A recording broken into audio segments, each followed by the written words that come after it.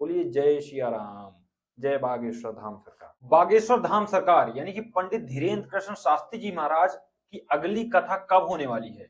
जी हाँ, महादिव्य दरबार कब लगने वाला है? अचूक अकाट्य भभूति हमें कैसे प्राप्त हो सकती है? हम बागेश्वर धाम सरकार के दर्शन प्रत्यक्ष रूपी कैसे कर सकते हैं? जी हाँ, हम कैसे उनकी हनुमंत कथा सुन सकते हैं और वह स्थान कौन सा होगा? आज की इस वीडियो में सारी जानकारी आपको मिलने वाली है, तो वीडियो को ध्यान से अंत तक जरूर देखिएगा। तो सबसे पहले मैं आपको बताता हूं कि बुंदेलखंड एक ऐसा क्षेत्र जहां पर पहली बार आ रहे हैं बागेश्वर धाम सरकार, जहां चित्रकूट, महोबा, रीवा, सतना तक से लोग इस कथा को सुनने वाले हैं और यह कथा भी विशेष होने वाली है। आखिर क्यों? क्योंकि ये बुंदेलखंड क्षेत्र में पहली बार होने जा रहा है जहां पर बागेश्वर धाम सरकार बुंदेलखंड के एक ऐसे क्षेत्र जो महर्षि वामदेव की तपोभूमि है, तपोस्थली है और कर्णवती के नदी के किनारे है, जहां पर होने वाली है बागेश्वर धाम सरकार की पंच दिवसीय हनुमान कथा, यानी कि हनुमान जी के जीवन चरित्र पर यह कथा होने वाली है, जहां पर महादिव्य दरबार भी लगेगा, भभूति भी आपको मिलेगी।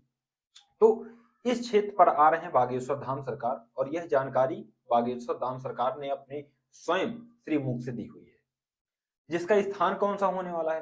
तो जैसे ही आप चित्रकूट से यदि जा रहे हैं तो चित्रकूट से लगभग 80 किलोमीटर दूर बांदा है और यदि उधर हमीरपुर से आ रहे हैं तो भी आपको बांदा आना है और बांदा के मवई बाईपास चौराहे के पास ये स्थान रखा गया है, जहां पर पूरी व्यवस्थाएं आपके लिए कर दी गई हैं।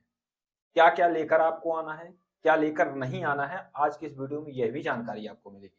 तो इस कथा को सुनने के लिए आपको स्थान मैंने बता दिया कि मवई बाईपास चौराहा बांदा के समीप यह पूरा पंडाल बन गया है और सभी लगभग यह पंडाल 5 लाख से अधिक भक्तों को बैठने की उचित व्यवस्था की गई है। अब आपको भोजन की व्यवस्था यानी कि प्रसादी कैसे आपको मिलेगी? तो जैसे ही आपका कार्यक्रम खत्म होता है तो वहां पर भंडारे की भी उचित व्यवस्था 5 दिन की गई है, तो आपको ज्यादा टेंशन लेने की इसकी जरूरत भी नहीं है यदि आप बाहर से आ रहे हैं।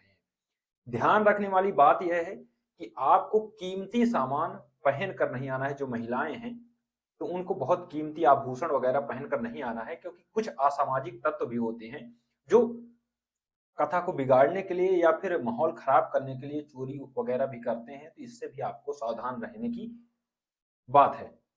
इसके आयोजक कौन है? इसके आयोजक हैं बुंदेलखंड यूथ फाउंडेशन के अध्यक्ष श्री प्रवीण सिंह जी, जो इस कथा को पूरा मैनेजमेंट कर रहे हैं, पूरा आयोजन है उनका।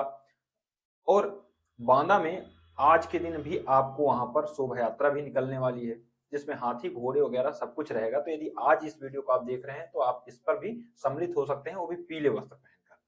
और यदि आप कथा पर आना चाहते हैं तो यह कथा आपकी 16 से 20 जनवरी के बीच में होने वाली है, तो इस बीच पर आप आकर आराम से कथा को सुन सकते हैं। वीवीआईपी पास की बात करें तो कोई भी वीआईपी पास, इसमें वीआईपी पास कोई नहीं रखा गया है, यानी कि कथा सबके लिए समान रूपी से समान रूप है। जो पहले जाएगा वो पहले स्थान ग्रहण करेगा और वहां पर कथा सुनेगा, किसी के लिए कोई विशेष पास की व्यवस्था नहीं की गई है। तो और उसके बाद बागेश्वर धाम सरकार का कार्यक्रम कहाँ है वह भी मैं आपको बताने वाला हूँ। तो इस कार्यक्रम में महादिव्य दरबार लगने की संभावना जताई जा रही है और अकाट अचूक भभूति भी आपको मिलेगी, जिससे जिसका कोई अचूक मतलब कि कोई उससे काट ही नहीं सकता, अकाट्य है, जिस पर सारे कष्टों का निवारण बागेश्वर धाम सरकार भभूति के माध्यम से भी कर देते हैं। तो यदि आपका पर्चा भी नहीं यदि बन पा रहा है तो आपको ज्यादा टेंशन लेने की जरूरत नहीं है। आपको ऐसी भभूति मिल जाएगी जिससे सारे कष्टों का निवारण स्वयं 5 दिन कथा सुनने के बाद हो जाएगा। अब आपको बागेश्वर धाम सरकार जी की कथा सुनने के लिए आखिर लेकर क्या जाना होगा? तो लेकर आपको सबसे पहले दिन की बात बता रहा हूं। तो सबसे पहले दिन आपको एक नारियल और हनुमान जी की एक कोई छोटी पुस्तक, कोई बड़ी पुस्तक की बात नहीं है, जैसे कि हनुमान चालीसा की छोटी पुस्तक हो गई, यानी कि हनुमान जी की कोई भी पुस्तक लेकर आपको कथा में सम्मिलित हो जाना है। उसके बाद आपको कथा श्रवण करना है और भंडारे का आयोजन किया गया है, जिससे महाप्रसादी आपको ग्रहण करना है। तो इस पर दूर दूर से सभी लोग आ रहे हैं, तो आप भी आइए और बागेश्वर धाम सरकार के दर्शन करिए, कथा सुनिए, हनुमंत कथा सुनिए, जिससे अपने आप कष्टों का निवारण हो जाएगा। इसके बाद 23 से 25 जनवरी 2026 को राजस्थान पर आपकी यह कथा होने वाली है, जिसका स्थान रहेगा बूंदी फतेहपुर, रीको औद्योगिक क्षेत्र, राजसमंद मंडी, कोटा, राजस्थान। तो फिर उसके बाद थोड़ा कथा दूर हो जाएगी, तो जो राजस्थान के व्यक्ति हैं तो उधर ही कथा को सुन सकते हैं। और जो बुंदेलखंड के आसपास के जो क्षेत्र हैं उनसे यदि आप संबंधित हैं तो बागेश्वर धाम सरकार की कथा सुन सकते हैं और अपने कष्टों का निवारण भी पा सकते हैं। बोलिए जय सिया राम, जय बागेश्वर धाम सरकार।